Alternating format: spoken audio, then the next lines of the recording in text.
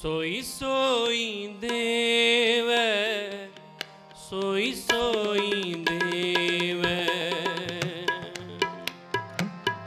सोई सोई देवै, सोई देवै। जो मांगे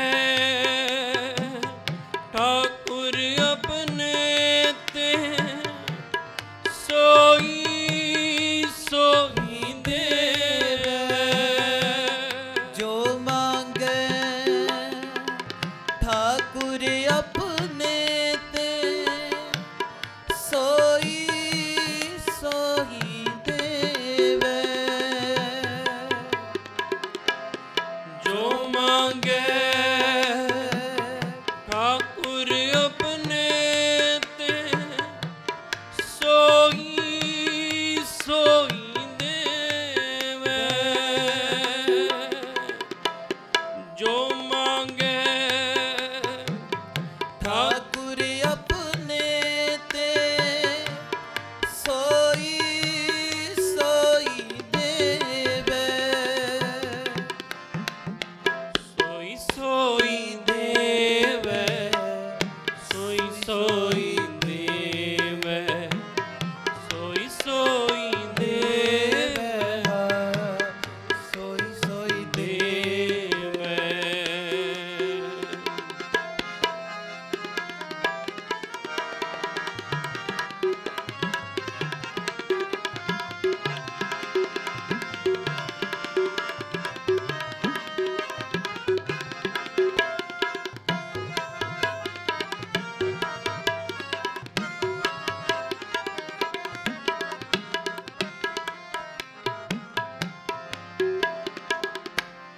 चतुर दिशा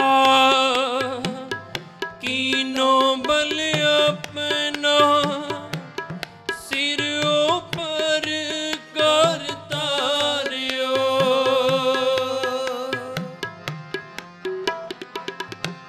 कृपा कटाक्ष अवलोकन कीनो, दास का दुख बिदारियो।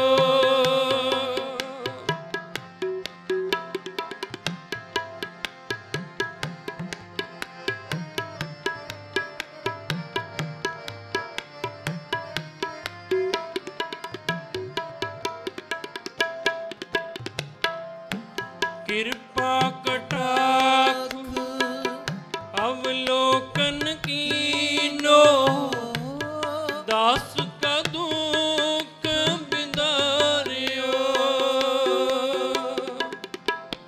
दास का दुख बिदारियो। दास का दुख बिदारियो। सोई देवै, सोई सोई देवै, सोई सोई देवै, सोई देवै। जो मांगे ठाकुर अपने ते, सोई सोई देवै। जो मांगे ठाकुर अपने ते, सोई सोई देवै। सोई सोई देवै, सोई सोई देवै, सोई सोई देवै, सोई सोई देवै।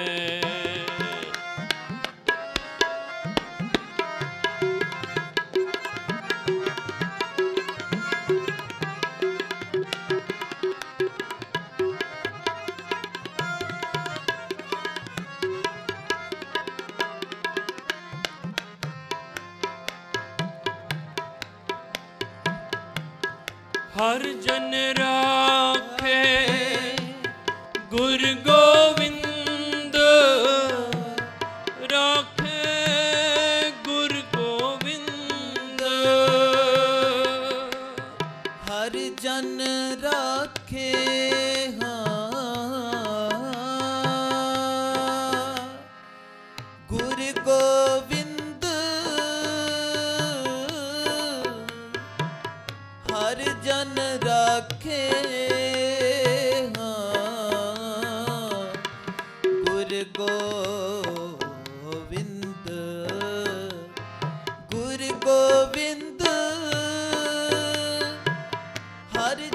राखे गुर गोविंद।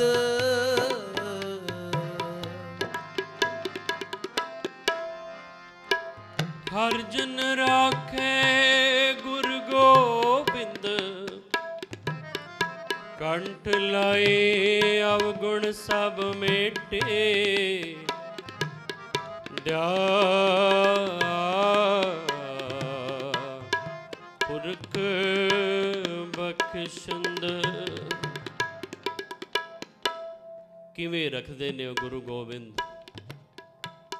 आ शब्द की पंक्ति आ गई, हर जन राखै गुर गोबिंद। ये पंक्ति तो कहती है कि हे भाई,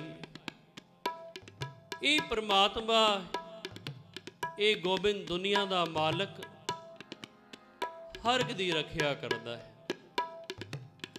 मैं एक छोटी जी साखी कह के समाप्ति कर जावांगा, क्योंकि आप सारे अज इत्थे पूर्णमासी का दिहाड़ा इस स्थान ते मना रहे हैं। उत्थे धन मेरे कलगीधर पातशाह दे 350वें प्रकाश पुरब नूं समर्पित भी अज दिहाड़ा सतगुरु सेवा लै रहे हैं। ते धन मेरे कलगीधर पातशाह का एक प्यारा सिख इतिहास विच नाम आया है भाई रूपा। ये भाई रूपा वो है ਜਿਹੜਾ ਮੁਲਤਾਨਪੁਰ ਦੇ ਵਿੱਚ ਰਹਿੰਦਾ ਏ, ਤੇ ਉੱਥੇ ਇੱਕ ਇੰਨਾ ਸਤਿਕਾਰ ਹੈ ਕਿ ਉੱਥੇ ਦੀਆਂ ਸੰਗਤਾਂ ਭਾਈ ਰੂਪੇ ਨੂੰ ਸੰਤ ਮਹਾਂਪੁਰਸ਼ ਜਾਣਦੀਆਂ ਨੇ, ਕਿਉਂਕਿ ਧੰਨ ਮੇਰੇ ਗੁਰੂ ਤੇਗ ਬਹਾਦਰ ਸਾਹਿਬ ਮਹਾਰਾਜ ਤੋਂ ਸਿੱਖੀ ਪ੍ਰਾਪਤ ਕੀਤੀ ਭਾਈ ਰੂਪੇ ਨੇ। ਤੇ ਭਾਈ ਰੂਪਾ ਜਿਵੇਂ ਸਤਿਗੁਰਾਂ ਦਾ ਆਦੇਸ਼ ਹੈ ਕਿ ਧਰਮਸਾਲ ਬਣਾਓ, सवेरे शाम उत्थे कथा कीर्तन होवे, ते गुरु दे नाल ते गुरबाणी दे नाल संगतां नूं जोड़ो। ये गुरु प्यारिओ, धन मेरे गुरु, धन गुरु गुरुआं दे टाइम तो ये चलदा आ रहा सी कि जदों भी कोई सिख प्यार नाल एवें ही जिवें कोई सिख प्यार दे नाल गुरु दे नाल जुड़दा सी, ये सतगुरु अगे और उन्होंने उपराले कहते सन कि औरां नूं भी जोड़ो, क्योंकि सीधा मार्ग है उस मालक दे कोल जाण दा। ते सतगुरु ने उवें ही भाई रूपे नूं आदेश किया होया सी कि भाई रूपिया अपने पिंड मुल्तानपुर विच सिख संगतां नूं जोड़ना है, औरां नूं भी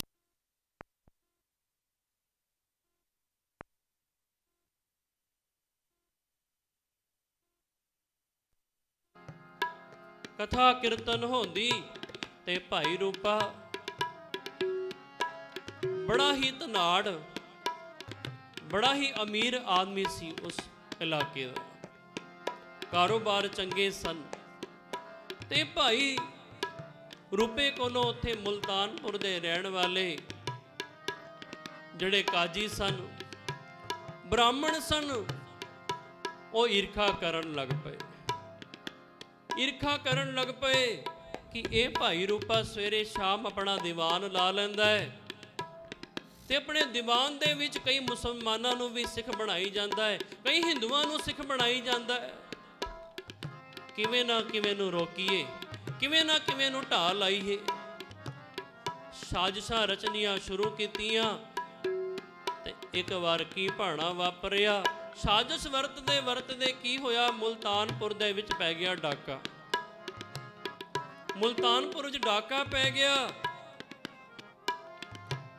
ते जिहड़ा डाकुआं दा सरदार सी, डाका मारन वाले सन डाकू, उन्हां दा सरदार सी, उहदा नाम भी सी रूपा, उहदा नाम ही भाई रूपा सी। ते हुण इन्हां नूं बड़ा सोहना मौका मिल गया कि भाई हुण इस रूपे नूं फसाउण दा बड़ा सोहना तरीका है, क्योंकि काजी जिथे जाके कुछ कह देवे, ब्राह्मण जाके कुछ कह देवे, उत्थे ना नहीं हो सकती, ते जाके शिकायत कर दी मुल्तानपुर दे नवाब कोल। भई अपने मुल्तानपुर जिहड़ा डाका पिया है, वो डाका मारन वाला अपने शहर दा ही वो रूपा है, ਜਿਹਨੇ ਧਰਮਸਾਲ ਬਣਾਈ ਹੋਈ ਹੈ, ਜਿਹੜਾ ਆਪਣੇ ਆਪ ਨੂੰ ਗੁਰੂ ਦਾ ਸਿੱਖ ਅਖਵਾਉਂਦਾ ਹੈ, ਉਹ ਭਾਈ ਰੂਪੇ ਨੇ ਡਾਕਾ ਮਰਵਾਇਆ। ਉਹ ਦਿਨੇ ਤਾਂ ਇਹ ਕੰਮ ਕਰਦਾ ਹੈ, ਰਾਤ ਨੂੰ ਡਾਕੇ ਮਾਰਦਾ ਹੈ। ਤੇ ਗੁਰੂ ਪਿਆਰਿਓ ਸੁਣਿਓ, ਸੁਣਿਓ, ਭਾਈ ਰੂਪੇ ਨੂੰ ਫੜ ਲਿਆ ਗਿਆ। ਭਾਈ ਰੂਪੇ ਨੂੰ ਫੜਿਆ, ਸਿਪਾਹੀ ਫੜਨ ਚਲੇ ਗਏ, ਘਰ ਦੇ ਵਿੱਚ ਫੜ ਕੇ ਲਿਆਏ, ਸਾਹਮਣੇ ਪੇਸ਼ ਕੀਤਾ ਨਵਾਬ ਦੇ। ਤੇ ਹੁਣ ਝੂਠੇ ਗਵਾਹ ਵੀ ਬੜੇ ਇਕੱਠੇ ਕਰ ਲਏ, ਝੂਠੇ ਗਵਾਹ ਵੀ ਬੜੇ ਇਕੱਠੇ ਕਰ ਲਏ। ਤੇ ਹੁਣ ਜਦੋਂ ਕੋਈ ਕਵੇ, ਸਾਰੇ ਕਹਿਣ ਜੀ ਇਹੀ ਹੋਈ ਏ, ਕਾਜੀ ਕਵੇ ਇਹੀ ਹੈ, ਉਹ ਡਾਕੂਆਂ ਦਾ ਸਰਦਾਰ ਹੈ, ਸਾਰਾ ਮਾਲ ਦੇ ਕੋਲੀ। ਤੇ ਹੁਣ ਜਿਹੜਾ ਨਵਾਬ ਸੀ ਉਹ ਵੀ ਜਾਣਦਾ ਸੀ ਇਹੋ ਜਿਹਾ ਕੰਮ ਨਹੀਂ ਕਰ ਸਕਦਾ। ਮਗਰ ਗੁਰੂ ਪਿਆਰਿਓ, ਤੁਸੀਂ ਸਾਰੇ ਜਾਣਦੇ ਹੋ ਕਿ ਕਈ ਵਾਰ ਗਵਾਹੀਆਂ ਕਰਕੇ ਬੇਗੁਨਾਹਾਂ ਨੂੰ ਵੀ ਜਾ ਕੇ ਸਜ਼ਾਵਾਂ ਭੁਗਤਣੀਆਂ ਪੈਂਦੀਆਂ ਨੇ, ਬੇਗੁਨਾਹਾਂ ਨੂੰ ਜਾ ਕੇ ਵੀ। ਅੱਜ ਵੀ ਹੁੰਦਾ ਏ, ਅੱਜ ਵੀ ਹੁੰਦਾ ਏ। ਅਗਰ ਤੁਹਾਡੀ ਗਵਾਹੀ ਨਾ ਭਰੀ ਗਈ, ਅਗਰ ਤੁਹਾਡੇ ਖਿਲਾਫ ਗਵਾਹੀ ਭਰੀ ਗਈ, ਚਾਹੇ ਬੇਸ਼ੱਕ ਝੂਠੀ ਭਰੀ ਗਈ, ਮਗਰ ਕੋਈ ਸਮਾਧਾਨ ਨਾ ਹੋਇਆ ਤੇ ਤੁਹਾਨੂੰ ਸਜ਼ਾ ਹੋ ਜਾਂਦੀ ਹੈ, ਸਜ਼ਾ ਹੋ ਜਾਂਦੀ ਏ। ਐਸਾ ਹੀ ਕਾਨੂੰਨ।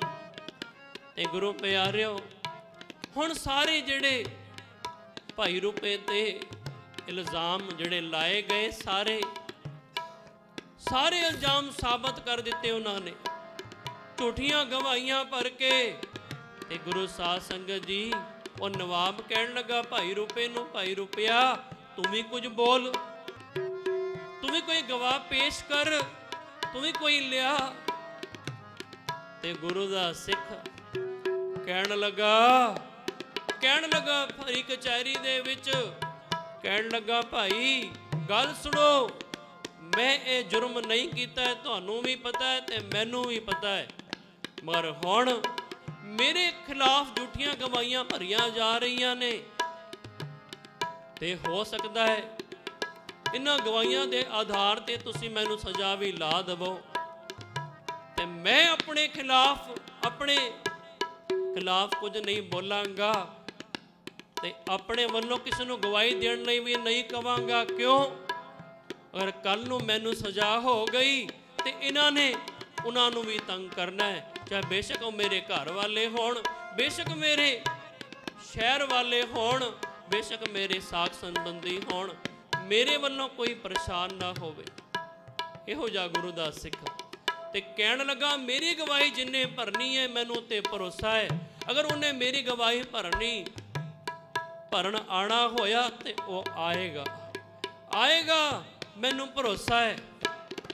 ਤੇ ਗੁਰੂ ਪਿਆਰਿਓ, ਹੁਣ ਭਾਈ ਰੂਪੇ ਤੇ ਇਲਜ਼ਾਮ ਲਗੇ ਗਏ। ਤੇ ਹੁਣ ਹੁਕਮ ਆ ਗਿਆ ਕਿ ਭਾਈ ਰੂਪਾ ਹੀ ਇਸ ਸਾਰੇ ਕਾਰਜ ਦਾ, ਇਸ ਸਾਰੇ ਕਾਰੇ ਦਾ ਸਾਰਾ ਕੁਝ ਨਹੀਂ ਕੀਤਾ ਹੈ। ਫੜ ਲਿਆ ਗਿਆ, ਸਜ਼ਾ ਸੁਣਾ ਦਿੱਤੀ ਗਈ। ਹੁਣ ਸਜ਼ਾਏ ਮੌਤ ਸੁਣਾ ਦਿੱਤੀ ਗਈ ਏ। ਤੇ ਹੁਣ ਸਜ਼ਾ ਦੇਣ ਲਈ ਭਾਈ ਰੂਪੇ ਨੂੰ ਅਗਲੇ ਦਿਨ ਚੁਰਾਹੇ ਵਿੱਚ ਖੜਾ ਕੀਤਾ ਜਾਣਾ ਹੈ। ਜਦੋਂ ਗੁਰੂ ਪਿਆਰੀ ਸਾਧ ਸੰਗਤ ਜੀਓ ਅਗਲਾ ਦਿਨ ਆਇਆ, ਭਾਈ ਰੂਪੇ ਨੂੰ ਲੈ ਕੇ ਗਏ ਸਜ਼ਾਏ ਮੌਤ ਦੇਣ ਦੇ ਲਈ। ਜਿਵੇਂ ਹੀ ਮੌਤ ਦੀ ਸਜ਼ਾ ਦੇਣ ਲੱਗੇ ਨੇ, ਕਾਜੀ ਨੇ ਫਤਵਾ ਸੁਣਾਉਣ ਲੱਗਾ ਹੈ, ਤੇ ਉਸੇ ਟਾਈਮ ਦੂਰੋਂ ਆਵਾਜ਼ ਆਈ।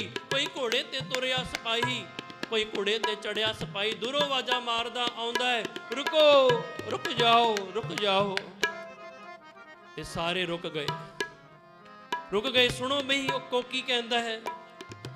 ਉਹ ਨੇੜੇ ਆਇਆ, ਘੋੜੇ ਤੋਂ ਥੱਲੇ ਉਤਰਿਆ ਸਿਪਾਹੀ, ਤੇ ਉਹਨੇ ਚਿੱਠੀ ਸਿੱਧਾ ਕਾਜੀ ਦੇ ਹੱਥ 'ਚ ਫੜਾਈ। ਤੇ ਕਹਿਣ ਲੱਗਾ ਇਹ ਪਹਿਲੇ ਹੁਕਮ ਹੋਇਆ ਹੈ, ਪਹਿਲੇ ਇਹ ਚਿੱਠੀ ਪੜ੍ਹ ਲਵੋ, ਫਿਰ ਇਹਨੂੰ ਸਜ਼ਾਇਆ ਦੇਣਾ। ਜਦੋਂ ਕਾਜੀ ਨੇ ਚਿੱਠੀ ਫੜ ਕੇ ਜਦੋਂ ਖੋਲੀ, ਪੜ੍ਹਨ ਲੱਗਿਆ ਤੇ ਹੈਰਾਨ ਹੋ ਗਿਆ। ਭਾਈ ਅਸੀਂ ਤਾਂ ਸਜ਼ਾਏ ਮੌਤ ਦਿਵਾਉਣ ਲੱਗੇ ਸੀ, ਪਰ ਇਹ ਕੀ ਲਿਖਿਆ ਚਿੱਠੀ ਦੇ ਵਿੱਚ? ਚਿੱਠੀ ਵਿੱਚ ਲਿਖਿਆ ਕਿ ਭਾਈ ਅਸੀਂ ਨਾਲ ਦੇ ਪਿੰਡ ਦੇ ਕੋਤਵਾਲ ਬੋਲ ਰਹੇ ਹਾਂ ਕਿ ਜਿਨ੍ਹਾਂ ਨੇ ਤੁਹਾਡੇ ਸ਼ਹਿਰ ਦੇ ਵਿੱਚ ਡਾਕਾ ਡਾਲਿਆ ਹੈ ਉਹ ਅਸੀਂ ਫੜ ਲਏ ਨੇ।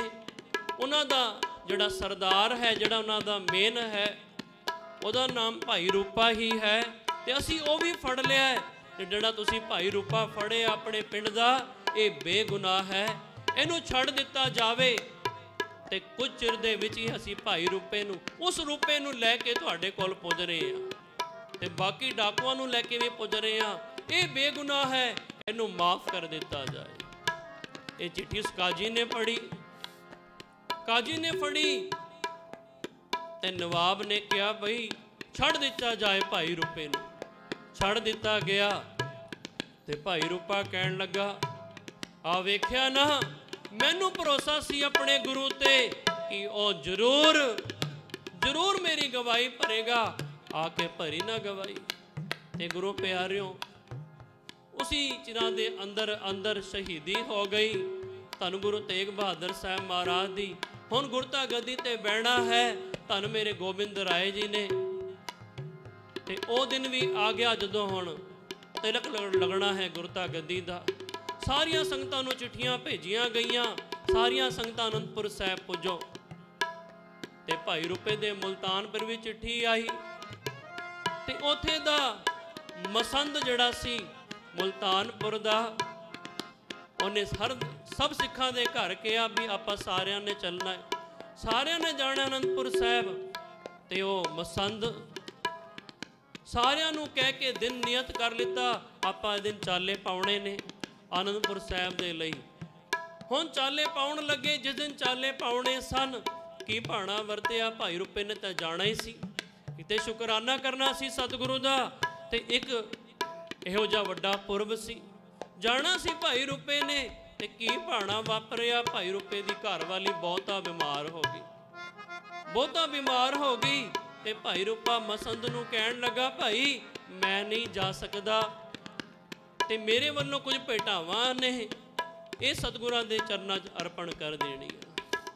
ਉਹ ਕਹਿਣ ਲੱਗਾ, ਭਾਈ ਠੀਕ ਹੈ, ਭੇਟਾਵਾਂ ਮੈਨੂੰ ਦੇ ਦੇ।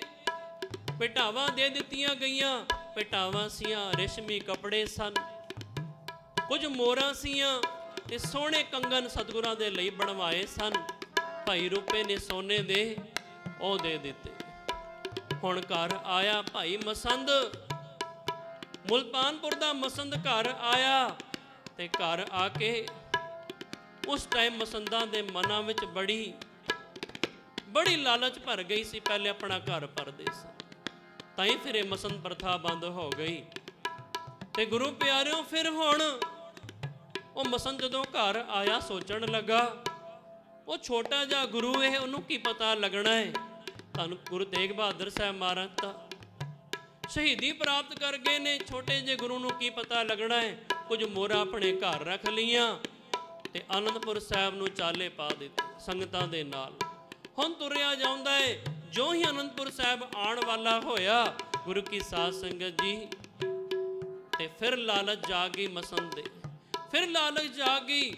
ਕਹਿਣ ਲੱਗਾ, ਕੰਗਨ ਕੀ ਕਰਨੇ ਸਤਿਗੁਰਾਂ ਨੇ। ਕੰਗਨ ਆਪਣੀ ਪੱਗ ਦੇ ਵਿੱਚ ਛੁਪਾ ਲਏ, ਤੇ ਹੁਣ ਸੰਗਤਾਂ ਦੇ ਨਾਲ ਅਨੰਦਪੁਰ ਸਾਹਿਬ ਪੁੱਜ ਗਿਆ ਹੈ। ਸੰਗਤਾਂ ਦੂਰੋਂ ਨੇੜਿਓਂ ਆਈਆਂ ਨੇ, ਆ ਕੇ ਸਤਿਗੁਰਾਂ ਦੇ ਚਰਨਾਂ 'ਚ ਮੱਥਾ ਟੇਕ ਰਹੀਆਂ ਨੇ, ਧੰਨ ਗੋਬਿੰਦ ਰਾਏ ਜੀ ਦੇ ਸ਼ੁਭ ਅਸੀਸਾਂ ਲੈ ਰਹੀਆਂ ਨੇ। ਤੇ ਹੁਣ ਮੁਲਤਾਨਪੁਰ ਦੇ ਸੰਗਤ ਦੀ ਵਾਰੀ ਆਈ। ਜਿਉਂ ਹੀ ਵਾਰੀ ਆਈ, ਸਭ ਤੋਂ ਅੱਗੇ ਮਸੰਦ ਹੋਇਆ। ਮਹਾਰਾਜ ਇਹ ਭੇਟਾਵਾਂ ਲੈ ਕੇ ਆਇਆ। ਇਹ ਸੰਗਤਾਂ ਆਈਆਂ ਨੇ, ਉਹ ਸੰਗਤਾਂ ਆਈਆਂ ਨੇ, ਸਭ ਦੀਆਂ ਹਾਜ਼ਰੀਆਂ ਲਵਾ ਰਿਹਾ। ਤੇ ਧੰਨ ਗੋਬਿੰਦ ਰਾਏ ਜੀ ਕਹਿਣ ਲੱਗੇ, ਕੁਝ ਭੁੱਲਤੇ ਨਹੀਂ ਰਹੇ ਤੁਸੀਂ, ਕੁਝ ਭੁੱਲਤੇ ਨਹੀਂ ਨੇ। ਉਹ ਕਹਿਣ ਲੱਗਾ, ਨਹੀਂ ਮਹਾਰਾਜ, ਇੱਕ ਰੂਪਾ ਹੈ, ਆਪ ਜੀ ਜਾਣੂ ਹੋ। ਉਹ ਭਾਈ ਰੂਪੇ ਨੇ ਤੁਹਾਡੇ ਲਈ ਕੁਝ ਮੋਹਰਾਂ ਭੇਜੀਆਂ ਨੇ, ਇਹ ਰੇਸ਼ਮੀ ਬਸਤਰ ਭੇਜੇ ਨੇ। ਅੱਛਾ, ਤੇ ਮਹਾਰਾਜ ਆਪ ਦਾ ਸ਼ੁਕਰਾਨਾ ਵੀ ਕੀਤਾ ਹੈ। ਸਾਰੀ ਵਾਰਤਾ ਸੁਣਾਈ ਸੰਗਤ ਦੇ ਵਿੱਚ। ਤੇ ਧੰਨ ਗੋਬਿੰਦ ਰਾਏ ਜੀ ਫਿਰ ਕਹਿਣ ਲੱਗੇ, ਕੁਝ ਪਿਆਰ ਨਾਲ ਉਸਨੇ ਔਰਤੇ ਨਹੀਂ ਭੇਜਿਆ। ਨਹੀਂ ਮਹਾਰਾਜ, ਜੋ ਭੇਜਿਆ ਤੁਹਾਡੇ ਸਾਹਮਣੇ ਹੈ। ਚਲੋ ਕੋਈ ਗੱਲ ਨਹੀਂ। ਤੇ ਜਿਉਂ ਹੀ ਉਹ ਮਸੰਦ ਮੱਥਾ ਟੇਕਣ ਲੱਗਿਆ, ਧੰਨ ਗੋਬਿੰਦ ਰਾਏ ਜੀ ਦੇ ਚਰਨਾਂ ਵਿੱਚ ਤੇ ਮਾੜਾ ਜਿਹਾ ਹੱਥ ਲੱਗਿਆ ਪੱਗ ਨੂੰ, ਪੱਗ ਦਾ ਲੜ ਖੁੱਲ ਗਿਆ ਤੇ ਕੀ ਭਾਣਾ ਵਾਪਰਿਆ। ਜਿਹੜੇ ਕੰਗਣ ਪੱਗ ਦੇ ਛੁਪਾਏ ਸਨ ਉਹ ਥੱਲੇ ਡਿੱਗ ਪਏ, ਖੜਾਕ ਹੋਈ, ਥੱਲੇ ਡਿੱਗ ਪਏ। ਸਾਰੀ ਸੰਗਤ ਦੀ ਨਜ਼ਰ ਪਈ, ਭਈ ਆ ਕੀ ਏ, ਆ ਕੀ। ਜਦੋਂ ਕੋਈ ਚੀਜ਼ ਥੱਲੇ ਗਿਰੇ, ਬਿਲਕੁਲ ਸ਼ਾਂਤ ਮਾਹੌਲ ਹੋਵੇ, ਕਿਵੇਂ ਖੜਕੇ ਦੀ ਆਵਾਜ਼ ਆਉਂਦੀ ਏ, ਇਹ ਥੱਲੇ ਕੁਝ ਗਿਰਿਆ ਹੈ। ਸਭ ਦੀ ਨਜ਼ਰ ਉੱਥੇ ਪਈ ਕੰਗਣਾ ਤੇ ਸਤਿਗੁਰੂ ਧੰਨ ਗੋਬਿੰਦ ਰਾਏ ਜੀ ਕਹਿਣ ਲੱਗੇ, ਭਾਈ ਤੁਹਾਡੀਆਂ ਵਸਤੂਆਂ ਦੇ ਭੁੱਖੇ ਨਹੀਂ, ਤੁਹਾਡੇ ਸੋਨੇ ਪਦਾਰਥਾਂ ਦੇ ਭੁੱਖੇ ਨਹੀਂ। ਛੋਟੀ ਜੀ ਉਮਰ ਸੀ ਗੋਬਿੰਦ ਰਾਏ ਜੀ ਜਦੋਂ ਕੰਗਣ ਵਗਾ ਕੇ ਮਾਰਿਆ ਗੰਗਾ ਦੇ ਵਿੱਚ, ਕਹਿਣ ਲੱਗੇ, ਭਾਈ ਅਸੀਂ ਕਿਸੇ ਚੀਜ਼ ਦੇ ਭੁੱਖੇ ਨਹੀਂ, ਸਾਨੂੰ ਕਿਸੇ ਚੀਜ਼ ਦੀ ਲੋੜ ਨਹੀਂ। ਪਰ ਗੁਰੂ ਦੇ ਪਿਆਰਿਆ, ਸਾਡੀ ਗੱਲ ਸੁਣ ਧਿਆਨ ਨਾਲ। ਕੋਈ ਗੁਰੂ ਲਈ ਕੋਈ ਵਸਤ ਭੇਜੇ ਨਾ, ਉਹਦੀ ਹਾਜ਼ਰੀ ਜ਼ਰੂਰ ਲਵਾਈ ਦੀ ਹੈ, ਉਹਦੀ ਹਾਜ਼ਰੀ ਜ਼ਰੂਰ ਲਵਾਈ ਦੀ ਏ। ਪਤਾ ਨਹੀਂ ਕਿਸ ਮਨੋਕਾਮਨਾ ਕਰਕੇ ਉਹਨੇ ਭੇਜੇ ਸਨ। ਤੇ ਤੂੰ ਇੱਥੇ ਤਾਂ ਲਾਲਚ ਕਰੇਗੀ ਗਿਆ, ਅੱਧਾ ਸਮਾਨ ਘਰੇ ਛੱਡ ਆਇਆ। ਜਦੋਂ ਇੰਨੀ ਗੱਲ ਗੋਬਿੰਦ ਰਾਏ ਜੀ ਨੇ ਕਹੀ, ਇਹ ਹੱਕਾ ਬੱਕਾ, ਅੱਖਾਂ ਵਿੱਚੋਂ ਅਥਰੂ ਵਹਿਣ ਲੱਗ ਪਏ, ਸਰੀਰ ਕੰਬਣ ਲੱਗ ਪਿਆ। ਆ ਕਿ ਮੇਰੀ ਚੋਰੀ ਫੜੀ ਗਈ, ਮਸੰਦ ਹੋ ਕੇ ਚੋਰੀ ਫੜੀ ਗਈ। ਤੇ ਸਤਿਗੁਰੂ ਧੰਨ ਗੋਬਿੰਦ ਰਾਏ ਮਹਾਰਾਜ ਫਿਰ ਸਿੱਖ ਖਲੋਤੇ ਸੀ ਕੋਲ, ਕਹਿਣ ਲੱਗੇ, ਮਹਾਰਾਜ ਕਿਰਪਾ ਕਰੋ, ਤੁਹਾਡਾ ਸਿੱਖ ਹੈ, ਬਖਸ਼ੋ। ਤੇ ਧੰਨ ਗੋਬਿੰਦ ਰਾਏ ਮਹਾਰਾਜ ਕਹਿੰਦੇ, ਤਾਂ ਘਰ ਹੀ ਬਖਸ਼ਣ ਵਾਲਾ ਹੈ, ਇਹ ਗੁਰੂ ਨਾਨਕ ਦਾ ਘਰ ਹੈ, ਹਮੇਸ਼ਾ ਇੱਥੇ ਬਖਸ਼ਿਆ ਜਾਂਦਾ ਹੈ, ਇਹ ਵੀ ਬਖਸ਼ਿਆ ਗਿਆ ਹੈ। ਪਰ ਗੁਰੂ ਕੀ ਸੰਗਤੋਂ, ਇਹ ਸਾਡੇ ਵੱਲੋਂ ਧੰਨ ਗੋਬਿੰਦ ਰਾਏ ਜੀ ਕਹਿੰਦੇ, ਕੋਈ ਵੀ ਪਿਆਰ ਨਾਲ ਕੁਝ ਭੇਜਦਾ ਹੈ ਤੇ ਹਾਜ਼ਰੀ ਜ਼ਰੂਰ ਲੱਗਣੀ ਚਾਹੀਦੀ ਹੈ।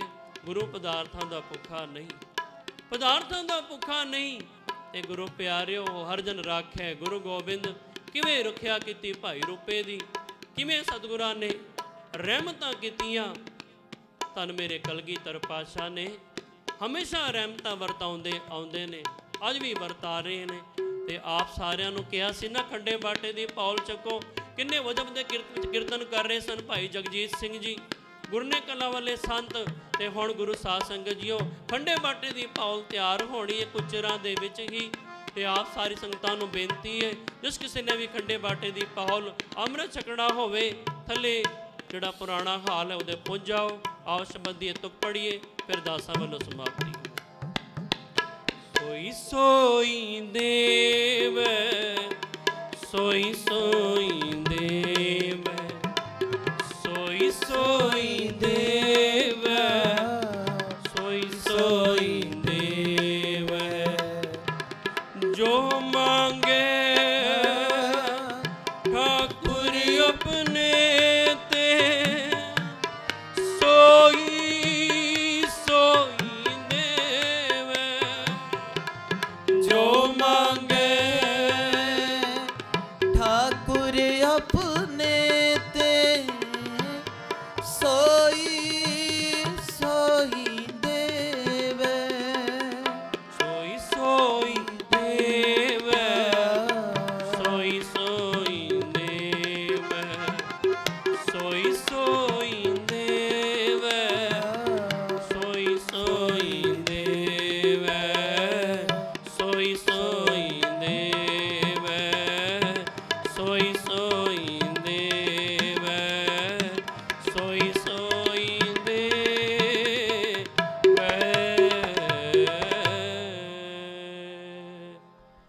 इतनी सेवा प्रवान करनी जी। आओ गदज की फतेह बुलाओ। वाहिगुरु जी का खालसा, ਵਾਹਿਗੁਰੂ ਜੀ ਕੀ ਫਤਿਹ। ਸੰਤ ਮਨਜੀਤ ਸਿੰਘ ਜੀ ਨੇ ਭਾਈ ਰੂਪਾ ਜੀ ਦਾ ਪ੍ਰਸੰਗ ਕਲਗੀਧਰ ਸੱਚੇ ਪਾਤਸ਼ਾਹ ਦੇ ਬਚਨ ਆਪ ਜੀ ਨੂੰ ਦ੍ਰਿੜ ਕਰਵਾਏ। ਗੁਰ ਮੇਰੇ ਸੰਗ ਸਦਾ ਹੈ ਨਾਲੇ, ਜਲ ਨਹੀਂ ਡੂਬੈ ਤਸਕਰ ਨਹੀਂ ਲੇਵੈ, ਪਾਹੇ ਨਾ ਸਾਕੇ ਜਾਲੇ। ਕਿ ਜਿਨ੍ਹਾਂ ਦੇ ਨਾਲ ਗੁਰੂ ਅੰਗ ਸੰਗ ਰਹਿੰਦਾ ਹੈ, ਗੁਰੂ ਫਿਰ ਰਹਿਮਤ ਕਰਦਾ ਹੈ, ਬਖਸ਼ਿਸ਼ਾਂ ਕਰਦਾ ਹੈ, ਹਰ ਪ੍ਰਕਾਰ ਕਰਕੇ ਉਹਨਾਂ ਦੀ ਸਹਾਇਤਾ ਕਰਦਾ ਹੈ।